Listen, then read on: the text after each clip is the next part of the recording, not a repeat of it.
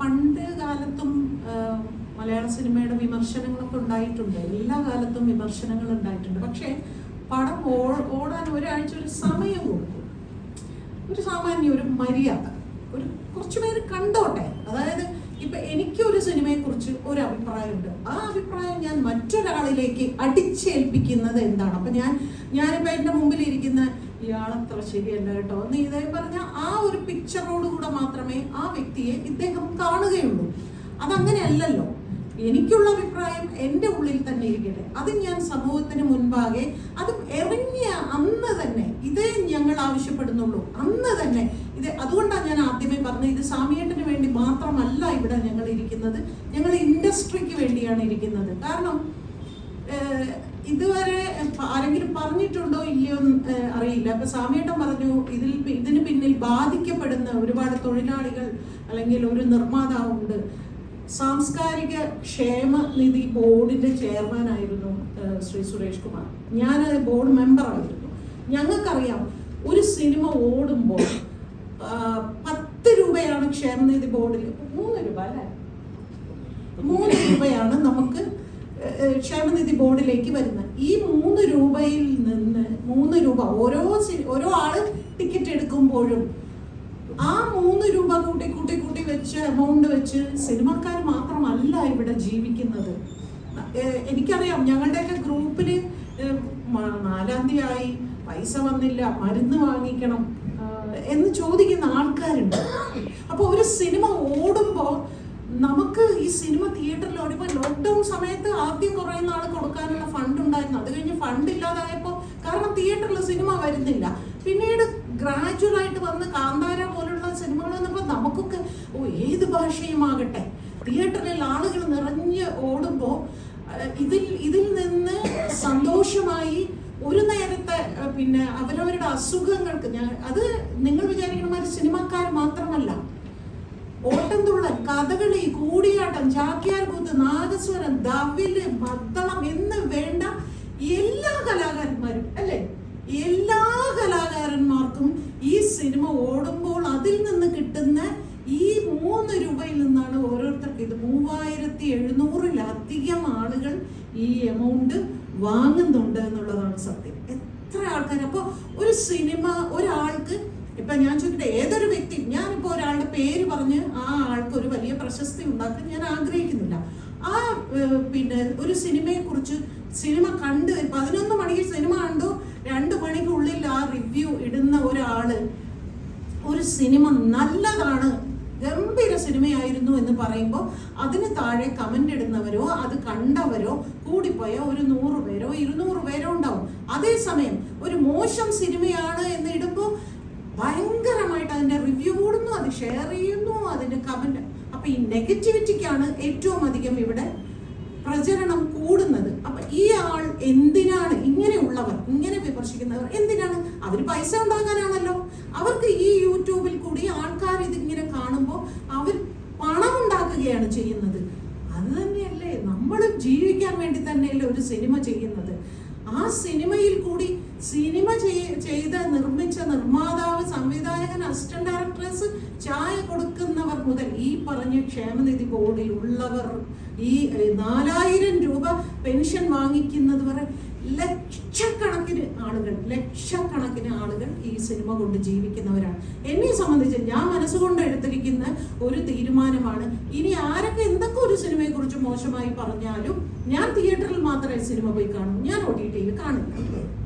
വീണ്ടും ഒരിക്കൽ കൂടി ഇപ്പൊ തന്നെ നേരത്തെ പറഞ്ഞ ഇപ്പൊ ദേവദൂതൻ എന്ന് പറയുന്ന സിനിമ, അതുപോലെ എത്രയും മിഥുനം ഭയങ്കര സക്സസ് ആണ്. എവിടെ? ഓൺലൈൻ മാധ്യമങ്ങളിൽ, യൂട്യൂബിൽ അതിങ്ങനെ കോടിക്കണക്കിന് ആൾക്കാർ കണ്ടോണ്ടിരിക്കുക. തിയേറ്ററിലധികം പോയിട്ടില്ല. ദേവദൂതൻ തിയേറ്ററിലധികം പോയിട്ടില്ല. പക്ഷേ കാലങ്ങൾക്ക് ശേഷം അതിന്റെ ടേസ്റ്റ് മാറുന്നു എന്ന് പറയുന്ന മാതിരി ഒരു ചെറിയ വാക്ക് കൊണ്ട് ഒന്നും ആലോചിക്കാതെ ചെയ്യുന്ന ഇത്തരം വിമർശനങ്ങൾ താങ്കൾക്ക് വിമർശിക്കാനുള്ള എല്ലാ അവകാശങ്ങളും ഉണ്ട്. പക്ഷെ ഒരാഴ്ച ഒരു സമയം കൊടുക്കുക. ഇതൊരു എല്ലാവരും ഇവിടെ സ്പീൽബർഗ് ഒന്നും അല്ല, എല്ലാവരും സാധാരണ ആൾക്കാരാണ്. അപ്പോൾ ഇങ്ങനെ 100% ബെസ്റ്റ് സിനിമ എന്ന് പറയുന്നത് അപൂർവം മാത്രമേ സംഭവിക്കൂ. അപ്പൊ അത് പടങ്ങൾ ഓടട്ടെ, എല്ലാവരും ഇവിടെ ജീവിക്കട്ടെ. ഇങ്ങനെ താങ്കൾ മാത്രം ഇത്തരം ലക്ഷക്കണക്കിന് ആൾക്കാരുടെ റിവ്യൂസും ഷെയറിങ്ങും കൊണ്ട് ജീവിക്കുന്നു. അതിനോടൊപ്പം തന്നെ ഇങ്ങനെ ഒരു വലിയൊരു വിഭാഗം ഈ സിനിമയെ ആശ്രയിച്ച് ജീവിക്കുന്നവർ, ഇതിൽ നിന്ന് കിട്ടുന്ന ആ 3 രൂപയെ ആശ്രയിച്ച് ജീവിക്കുന്ന ഒരുപാട് പേരുണ്ട് എന്നുള്ളത് കൂടെ ഈ ഓൺലൈൻ മാധ്യമങ്ങൾ ദയവ് ഇത് മനസ്സിലാക്കണം. കാരണം ഈ വർഷം തുടങ്ങിയ സമയത്ത് മലയാള സിനിമയുടെ സുവർണ്ണ കാലഘട്ടം എന്നൊരു പേരുണ്ടായിരുന്നു. കാരണം ഇറങ്ങുന്ന എല്ലാ സിനിമകളും വലിയ കളക്ഷൻ തിയേറ്ററിൽ നിന്ന് നേടുന്ന ഒരു സമയമുണ്ടായിരുന്നു. ആ സമയത്ത് ഈ സിനിമകൾക്കൊക്കെ നല്ല അഭിപ്രായം പറഞ്ഞ യൂട്യൂബേഴ്സും ഉണ്ട്. ആ വീഡിയോയ്ക്ക് ഇപ്പോൾ അതിനനുസരിച്ചുള്ള ഷെയർസും കമന്റ്സും ഉണ്ട്. കാരണം പ്രേക്ഷകർക്ക് അതൊരു നല്ല സിനിമയായിട്ട് വന്ന് ഈ യൂട്യൂബർ റിവ്യൂ പുള്ളി നെഗറ്റീവ് പറയുകയാണെങ്കിൽ ഓഡിയൻസ് അയാൾക്ക് നേരെ തിരിയും. അതിന് ആ കമന്റ് ബോക്സുകളും തെളിവുകളാണ്. അപ്പം ഈ സിനിമ പ്ലാൻഡ് അറ്റാക്ക് ആണെന്ന് തീർച്ചയായും വിശ്വസിക്കുന്നുണ്ട്. കാരണം അങ്ങനെയാണെങ്കിൽ ആദ്യം മുതലേ നെഗറ്റീവിനാണ് വ്യൂ കിട്ടുന്നതെങ്കിൽ സിനിമകളെ നെഗറ്റീവായിട്ട് മാത്രം യൂട്യൂബേഴ്സിനും അപ്രോച്ച് ചെയ്താൽ മതിയായിരുന്നു. സിനിമ നല്ലതാണെങ്കിൽ അവർ നല്ലത് പറയുന്നുണ്ട്, അത് സ്വീകരിക്കാൻ ജനങ്ങളും ഉള്ളതുകൊണ്ടാണല്ലോ അത് മിക്സഡ് ആയിട്ട് പോകുന്നത്. അപ്പം സിനിമ മോശമാകുന്നത് കൊണ്ടല്ല ഇത് സംഭവിക്കുന്നത്. മാത്രമല്ല ഈ ഒരാഴ്ചത്തെ കാലം ചോദിക്കുമ്പോൾ സിനിമ നല്ലതാണെങ്കിൽ ആദ്യത്തെ ദിവസം തന്നെ ഇവർ നല്ലതാണെന്ന് അഭിപ്രായം പറയുന്നുണ്ട്. ആ ദിവസത്തിന്റെ നൈറ്റ് ഷോ, സെക്കൻഡ് ഷോ ആവട്ടെ, ഫസ്റ്റ് ഷോ ആവട്ടെ, ഹൗസ്ഫുൾ ആയിട്ട് മാറാൻ സഹായിക്കുന്നത് ഈ റിവ്യൂസ് ആണ്.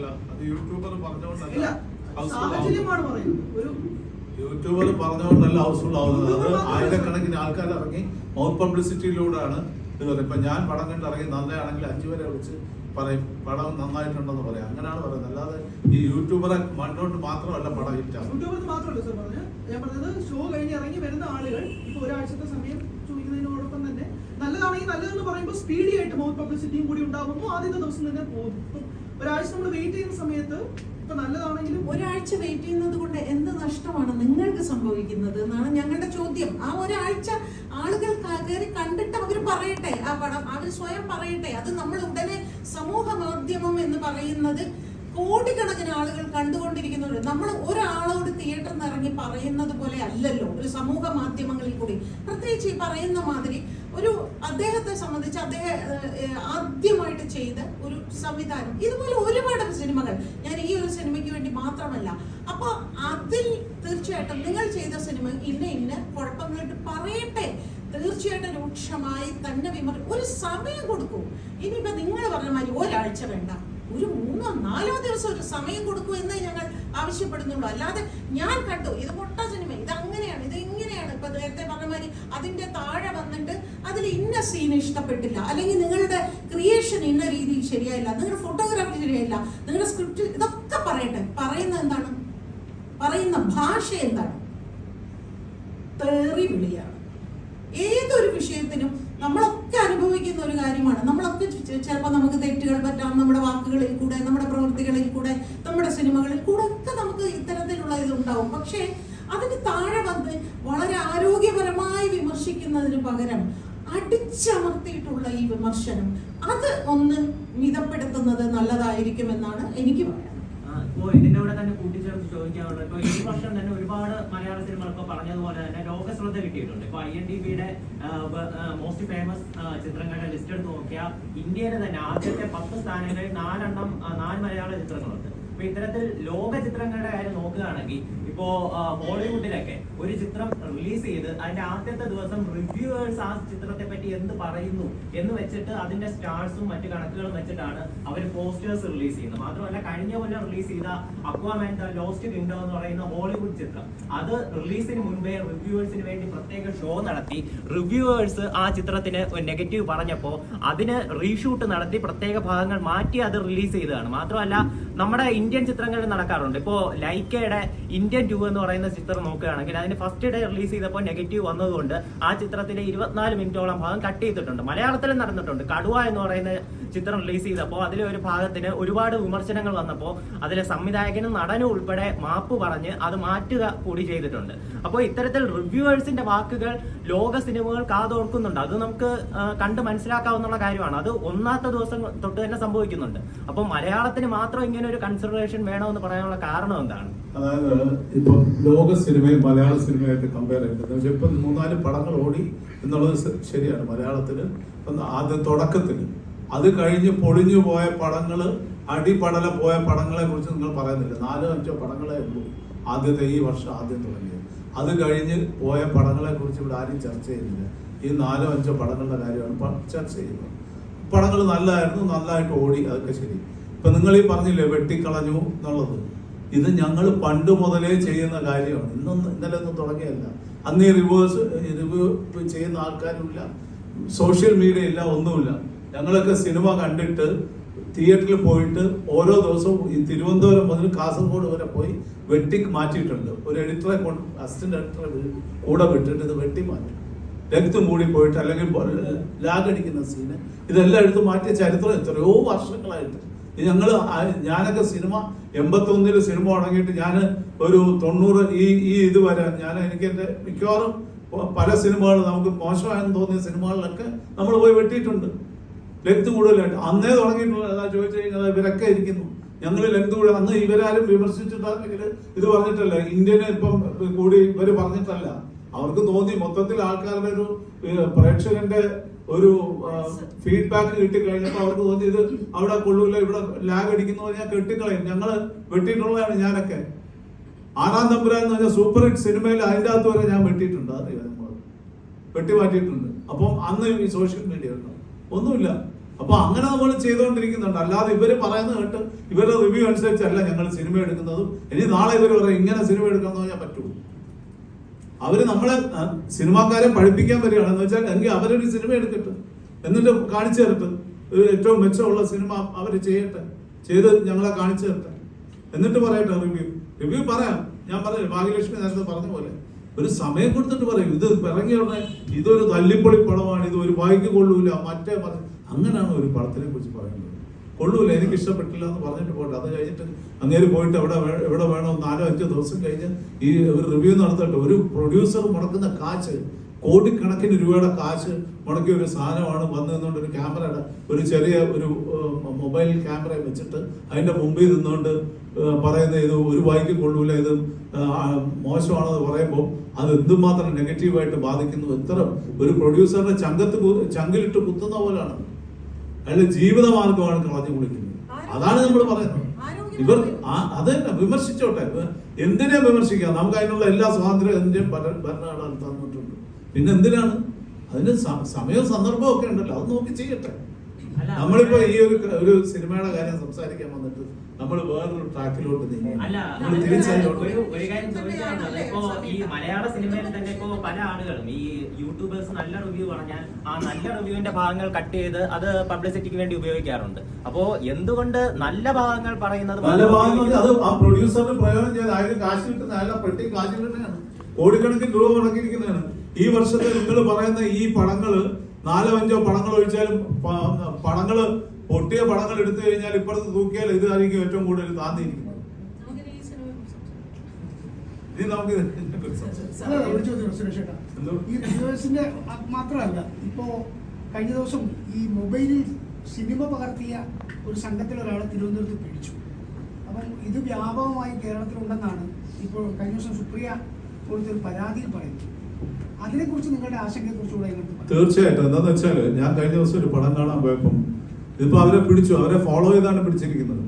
ഇത് നമ്മൾ മാത്രം വിചാരിച്ച് നടക്കില്ല, തിയേറ്ററുകാരും ജാഗ്രത പുലർത്തിയാലും നടക്കും. തിയേറ്ററിന്റെ കളക്ഷനാണ് പോകുന്നത്. ഞാൻ കഴിഞ്ഞ ദിവസം ഒരു സിനിമ കാണാൻ പോകുമ്പോൾ ഞാനും എന്റെ ഫാമിലിയും പറയുമ്പോൾ ഫ്രണ്ടിലിരിക്കുന്ന 4 പേര് ഒരു തമിഴ് പടമാണ്. അത് തുടങ്ങുമ്പോൾ എടുത്തു വെച്ച് 4 പേരും അങ്ങനെ ഷൂട്ട് ചെയ്ത് തുടങ്ങുക. 4 പേര് ഞാൻ ചാടി എണീറ്റ് ഞാൻ പറഞ്ഞു ഇവിടെ ചെയ്യാൻ ഒക്കില്ല എന്ന് പറഞ്ഞപ്പോ ഒരുത്തൻ എന്റെ അടുത്ത് പറയാണ് ഇതാ കൊണ്ടുപോയി കേസ് കൊണ്ടുവന്നു. ഒന്ന് ആലോചിച്ച് നോക്കണേ. ഞാൻ പറഞ്ഞു ഇപ്പൊ കാണിച്ചു തരാം, ഞാൻ ഇപ്പൊ പോലീസിനെ വിളിക്കും എന്ന് പറഞ്ഞപ്പോ ഞാൻ അപ്പൊ വിളിച്ചേനെ. വെറുതെ അപ്പോഴത്തേക്ക് അവർ നിർത്തിയിട്ട് ഇടയ്ക്കിടയ്ക്ക് എന്നിട്ട് പറയാണ് ഞങ്ങളൊരു വെറുതെ ഒരു ഷോട്ടേ എടുത്തുള്ളൂ, ഒരു ഷോട്ട് പോലും എടുക്കാൻ അവർക്ക് അർഹതയില്ല, അവർക്ക് പറ്റത്തുമില്ല, അംഗീകാരമില്ല. അത് ഓരോരുത്തരൊക്കെ ചെയ്യുക, അതിന്റെ കുറെ ക്ലിപ്പ് എടുക്കുക, എന്നിട്ടും ഇടയ്ക്കിടയ്ക്ക് ഇത് ചെയ്യുന്നുണ്ട്. പിന്നെ അവര് ഇന്റർവ്യൂവിൽ എന്നെ കണ്ടതിന് ശേഷമാണ് അവർക്ക് മനസ്സിലായി ഞാൻ ഇന്നാരാണെന്ന് മനസ്സിലായതിനു ശേഷമാണ് അവർ പിന്നെ അത് മിണ്ടായിരുന്നത്. അപ്പൊ ഇത് എല്ലായിടത്തും നടക്കുന്നുണ്ട്. അപ്പൊ തിയേറ്ററുകാർ ഞങ്ങളിപ്പോ ഞാൻ മാത്രം എല്ലാ തിയേറ്ററിലും പോയി നോക്കാൻ ഒക്കില്ല. തിയേറ്റർ കണ്ടുകൊണ്ടിരിക്കുന്ന പ്രേക്ഷകനും ഇതിനു വേണ്ടി ഒരു ഉത്തരവാദിത്വമുണ്ട്. ഇത് റിപ്പോർട്ട് ചെയ്യാൻ ഒന്നുമില്ലെങ്കിൽ തിയേറ്ററിലെ ഉടമസ്ഥന്റെ അടുത്ത് പോയി പറയാം. തിയേറ്റർ ഉടമയ്ക്ക് ഒരു റെസ്പോൺസിബിലിറ്റി ഉണ്ട് എന്ന് വെച്ചാൽ ആരൊക്കെ ഇടയ്ക്കിടയ്ക്ക് പോയി നോക്കണം ആരെങ്കിലും ഇത് ചെയ്യുന്നുണ്ടോ. പേരീസ് പ്ലസിൽ പോലീസിന്റെ സൈബർ സെക്യൂരിറ്റി വന്നിട്ട് അവര് ബുക്ക് ചെയ്തത് ട്രാക്ക് ചെയ്ത് പോയിട്ടാണ് പിടിച്ചിരിക്കുന്നത്. അല്ലാതെ ആ തിയേറ്റർ ഉടമ പോയി പറഞ്ഞിട്ടല്ല, ട്രാക്ക് ചെയ്ത് പോയിട്ടാണ് പിടിച്ചിരിക്കുന്നത്. അപ്പൊ അവർക്കും ഒരു റെസ്പോൺസിബിലിറ്റി ഉണ്ട് ഇത് ഈ തിയേറ്ററിൽ ഇത് എടുക്കാതിരിക്കാൻ വേണ്ടിയിട്ട്. എത്ര നിങ്ങളൊന്ന് ആലോചിച്ച് നോക്കണം. പിന്നെ ടെലഗ്രാം പോലെ ഒരു ആപ്പ്, അതിൻ്റെ അകത്ത് ഇത് മുഴുവൻ ഞങ്ങളിപ്പം ഇപ്പം ഫിലിം ഫെഡറേഷൻ ഓഫ് ഇന്ത്യയുടെയും സൗത്ത് ഇന്ത്യൻ ഫിലിം ചേംബറിന്റെയും കൂടെ വലിയൊരു മീറ്റിംഗ് ഉണ്ടായിരുന്നു ബാംഗ്ലൂരിൽ വെച്ച്. ഞങ്ങൾ ഈ ആപ്പ് നിരോധിക്കണം എന്നും പറഞ്ഞ ഒരു ക്യാമ്പയിനിങ് തുടങ്ങാൻ പോവുകയാണ്. ടെലഗ്രാം ആപ്പ് എന്ന് പറയുന്നത് ഇങ്ങനെ വരുന്ന അതിൻ്റെ അകത്തുനിന്നുള്ള അവരാണ് ഏറ്റവും കൂടുതൽ അപ്ലോഡ് ചെയ്യുന്നത്. അപ്പൊ ഞങ്ങൾ ഇവരുമായിട്ട് കേന്ദ്ര ഗവൺമെന്റുമായിട്ട് അതിന് വേണ്ടിയിട്ടുള്ള ഒരു നീക്കങ്ങൾ നടത്താൻ പോവുകയാണ്. അത് നടക്കുമോ നടക്കാതിരിക്കും, എന്തായാലും നമ്മൾ ചെയ്യാൻ പോവാം. ടെലഗ്രാമിൽ വരുന്നത് ഈ OTT പ്ലാറ്റ്ഫോമിൽ റിലീസ് ചെയ്തതിന് ശേഷമല്ല. അല്ല പടം റിലീസ് ഒരു മണിക്കൂറിനകത്ത് വരും. ആ എല്ലാ പടങ്ങളും വരികയല്ലേ. ഇത് പോയിരുന്നു ഇപ്പൊ നമ്മുടെ എല്ലാ സ്ഥലത്തും റിലീസ് എവിടെയോ പോയിരുന്നു, ഏതോ ഒരുത്തന്നെ എടുത്തിട്ട് അത് ലോഡ് ചെയ്യാണിത്. ഇപ്പൊ റോക്കേഴ്സുമായിട്ട് ബന്ധപ്പെട്ടിട്ടുണ്ടെന്നാണ് പറയുന്നത്. റോക്കേഴ്സിനെ ഞങ്ങൾ ഈ പ്രൊഡ്യൂസേഴ്സ് അസോസിയേഷൻ ഞങ്ങൾ പോയി ആ ഒരു പറ്റം പോലീസ് സഹായത്തോടു കൂടി ഞങ്ങൾ പോയി കോയമ്പത്തൂരിൽ നിന്ന് അവരെ പൊക്കിക്കൊണ്ട് വന്നതാണ്. ഇവിടെ കൊണ്ടിട്ടിരുന്നു, ഇവിടെ സെൻട്രൽ ജയിലിൽ ഒരു 4-5 മാസം ഇവിടെ കടന്നിട്ടാണ് പിന്നെ അവർക്ക് ജാമ്യം കിട്ടിപ്പോയത്. അവർ വീണ്ടും ഇറങ്ങിയിരിക്കുക. ഈ തിയേറ്ററുകൾ ജാഗ്രത പുലർത്തണമെന്ന് ഈ പ്രൊഡ്യൂസേഴ്സ് അസോസിയേഷൻ ഔദ്യോഗികമായി ഒരു തീർച്ചയായിട്ടും പറയും. ഇപ്പൊ നാളെ മറ്റന്നാൾ ഞങ്ങളുടെ ജനറൽ ബോഡി യോഗം ഉണ്ട്, അതിൽ ഞങ്ങൾ സംസാരിക്കുക, അതിന്റെ കാര്യങ്ങൾ സംസാരിക്കും. തിയേറ്ററിൽ കുറച്ചും കൂടി ജാഗ്രത പുലർത്തുക. ബാക്കി സെക്രട്ടറി മിസ്റ്റർ രാധാകൃഷ്ണൻ പറഞ്ഞു നിങ്ങളുടെ ഇവിടുത്തെ മെമ്പേഴ്സ് എല്ലാം ഈ സിനിമ കാണണം. അതിന് ഞാനിവിടെ ഒരു ഷോ അറേഞ്ച് ചെയ്തു. എനിക്കറിയില്ല, ഞാൻ ഉണ്ടായില്ല, പക്ഷെ നിങ്ങളിൽ ഭൂരിപക്ഷം പേരും ഈ സിനിമ കണ്ടിരിക്കും എന്നാണ് എൻ്റെ വിശ്വാസം. കണ്ടിട്ടുള്ളവർക്ക് അവരുടെ അഭിപ്രായം തുറന്നു പറയാം, അവർക്ക് അതിൻ്റെ സ്വാതന്ത്ര്യമുണ്ടെല്ലാം ഉണ്ട്. പക്ഷെ കാണാത്തവർ മറ്റു ചില ഉദ്ദേശിക്കും. എനിക്കറിയാം ഇതിനകത്ത് ഈ അശ്വന്ത് ഗോപി എന്ന് പറയുന്ന ആളുടെ വ്യൂവേഴ്സ് എത്രയുണ്ടെന്നും അയാളുടെ എത്ര പേരാകും ആ യൂട്യൂബിൻ്റെ പൈസയ്ക്ക് വേണ്ടി അയാൾ വേറെ ആളുടെ പൈസയൊന്നും വാങ്ങിക്കില്ല. യൂട്യൂബിൽ നിന്ന് കോൺട്രിബ്യൂഷൻ ഉണ്ട്, അയാളുടെ നമ്പർ ഓഫ് വ്യൂസ് കൂടുന്നു. അതിനായിട്ട് കാരണം പോസിറ്റീവായിട്ടൊരു സിനിമയെക്കുറിച്ച് എഴുതിയ ആരും കാണില്ല, അതിൻ്റെ വ്യൂസ് വളരെ ലിമിറ്റഡ് ആയിരിക്കും. പക്ഷേ ഈ അയാളുടെ ഭാഷാശൈലിയും ഒരു ഭാവപ്രകടനവും എല്ലാം കൂടെ ചേർത്തൊരു സിനിമയെ വിമർശിക്കാൻ ഭീകരമായ പ്രേക്ഷകരെ വ്യൂ ആയിട്ട് കിട്ടും. അതിൽ നിന്ന് അയാൾക്ക് അത്രത്തോളം കോൺട്രിബ്യൂഷൻ കിട്ടും. പക്ഷേ ആ കിട്ടുമ്പോൾ ഇവിടെ വേറൊരു പറ്റം മനുഷ്യർ, ഇപ്പോൾ ഭാഗ്യലക്ഷ്മി പറഞ്ഞ പോലെയും സുരേഷ് പറഞ്ഞ പോലെയും എല്ലാം ഇപ്പുറത്തിരിക്കുന്ന വലിയൊരു വിഭാഗം അതിൻ്റെ സഫർ ചെയ്യണം. അതും അവർ ചെയ്യാത്ത കുറ്റത്തിന്. ഏത് സിനിമയെ ക്രിട്ടിസൈസിലായി ചീത്ത സിനിമയോ നല്ല സിനിമയോ ഞങ്ങൾ വ്യാഖ്യാനിക്കാറില്ല ഒന്നിനും. അത് ഞങ്ങൾ ഈ ട്രേഡിൽപ്പെട്ടവരാണ്. ഞങ്ങളെ സംബന്ധിച്ചിട്ട് ഒരു സഹപ്രവർത്തകരുടെ സിനിമയെ വിമർശിക്കാനോ കുറ്റം പറയാനോ ഞങ്ങൾ സഹായിക്കില്ല, പറയാറില്ല. പിന്നെ അതിനകത്ത് എന്തെങ്കിലും വളരെ കൃത്യമായിട്ട് തോന്നിയാൽ അയാളെ കണ്ടാൽ അയാളോട് സൂചിപ്പിക്കുന്നതല്ലാതെ നമ്മളൊരു പൊതുവിമർശനം നടത്താറില്ല. അപ്പം നമ്മൾ പ്രതീക്ഷിക്കുന്നത് അവർ വിമർശിക്കേണ്ടപ്പോൾ ഭാഗ്യലക്ഷ്മിയൊക്കെ പറഞ്ഞ ഒരാഴ്ചയോ ഒരു 10 ദിവസമോ കഴിഞ്ഞിട്ട് ഈ സിനിമയെക്കുറിച്ച് പറഞ്ഞാൽ മുമ്പൊക്കെ അങ്ങനെയായിരുന്നു. മുമ്പ് ഈ വിഷ്വൽ മീഡിയയ്ക്ക് മുമ്പ് മാതൃഭൂമിയിലൊക്കെ സ്ഥിരമായിട്ട് കോഴിക്കോട് എന്നുള്ള ഒരു വിമർശനം വരും. അതൊക്കെ മിനിമം ഒരു 10-15 ദിവസമെങ്കിലും കഴിയണം. വളരെ വിശദമായിട്ടൊക്കെ വിമർശിക്കും, കാര്യമായിട്ട് വിമർശിക്കും. നമുക്കതിന് ഉൾക്കൊള്ളാനും പഠിക്കാനും ഉണ്ടാവും ആ വിമർശനത്തിന്. അങ്ങനെ ഉണ്ടായിരുന്നു. അല്ലാതെ ഈ ഇറങ്ങിയ 3-ാം ദിവസം ഇത് ഒരു ഷോ പോലെ ആൾക്കാരെ അട്രാക്ട് ചെയ്യാൻ വേണ്ടി നമുക്ക് എല്ലാവർക്കും നമ്മളെപ്പോഴും നമ്മുടെ ഒരു മനസ്സിൻ്റെ ചാഞ്ചല്യം അങ്ങനെയാണ്. എവിടെ നെഗറ്റീവായിട്ട് കാര്യങ്ങൾ നമ്മളിങ്ങനെ ചെവി കൊടുക്കും. അത് അയാൾക്ക് കിട്ടുന്ന അഡ്വാൻറ്റേജിന് വേണ്ടി, ഒരു വ്യക്തിക്ക് കിട്ടുന്ന അഡ്വാൻറ്റേജിന് വേണ്ടി ഒരു വലിയൊരു വിഭാഗത്തെ അയാൾ കഷ്ടത്തിലാക്കരുത്. ഇപ്പം മമ്മൂട്ടിയുടെ മോഹൻലാലോ പടം പോലെയല്ല താഴത്തുള്ള അല്പം ഉയർന്നു വരുന്ന ആർട്ടിസ്റ്റിൻ്റെ പടങ്ങളൊക്കെ.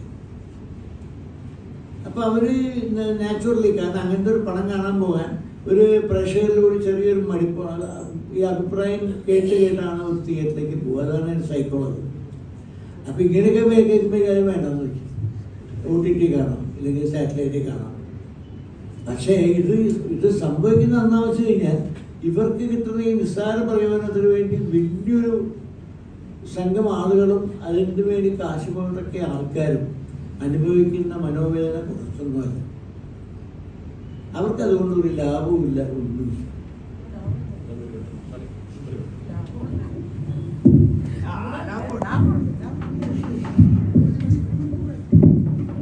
ചെറിയ കാര്യം കൂടെ പറഞ്ഞ് ഈ വിഷയം അവസാനിപ്പിച്ച് പുതിയ വിഷയത്തിലേക്ക് പോകണം. ഈ ഭാഗ്യലക്ഷ്മി ഒരാഴ്ചത്തെ സമയം ചോദിച്ചു. അദ്ദേഹം ചോദിച്ചു ഒരാഴ്ച സമയം എന്തിനാണ്. ഈ സ്വാമി പറഞ്ഞ പോലെ പടം തിയേറ്ററിൽ സംവിധാനം കേമോന്ന് പറയുമ്പോഴേ എഴുതേണ്ട കാര്യമില്ല. പടം കണ്ടിട്ടില്ല എഴുതേണ്ടത്. ഞങ്ങളുടെ പടത്തിൻ്റെ കാര്യം പറയാം. സ്വാമി പറഞ്ഞില്ലേ പടം തുടങ്ങുന്നതിന് മുമ്പ് എഴുതി. അവിടെ എന്ത് ചെയ്യുന്ന സമയം. പക്ഷേ ഒരു കാര്യം ഞാൻ നിങ്ങളോട് പറയാം, എന്തെല്ലാം എഴുതിയാലും CBI 5 എന്ന് പറയുന്ന പടം ഈ ഇവരുടെ യൂട്യൂബേഴ്സിൻ്റെ എഴുത്തുകൊണ്ട് ഒരു ചെറിയ ശതമാനം ബാധിച്ചു നിങ്ങൾ വിശ്വസിക്കുന്നു, സത്യമാണ്. പക്ഷേ അത് നെറ്റ്ഫ്ലിക്സിൽ ലോക സിനിമയോടെ കണ്ടുപിടിച്ച് എത്രയോ 2-3 ആഴ്ച 5ാം സ്ഥാനത്തായിരുന്നു പടം. അറിയാമല്ലോ. അപ്പോൾ അത് അങ്ങനെയുള്ളൊരു സംഭവം ഇവർ വിമർശിച്ച് അതിന് ഒരു പരിധി വരെ ഒരു കുറച്ച് ക്ലാഷെ ബാധിച്ച സിനിമ ലോക സിനിമയോട് കടപിടിച്ച് അത് 5ാം സ്ഥാനത്ത് 3-4 ആഴ്ച ഉണ്ടായിരുന്നു. അങ്ങനെയും കൂടി സത്യമുണ്ട്.